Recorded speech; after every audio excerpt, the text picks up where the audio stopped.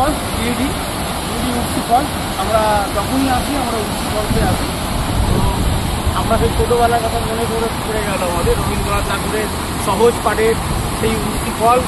আজ রবিবার উঠতি ফলস দেখতে যাবো সবাই মিলে, সেই কারণে আমরাও সবাই মিলে চলে এসেছি গিরিডির উঠতি ফলস।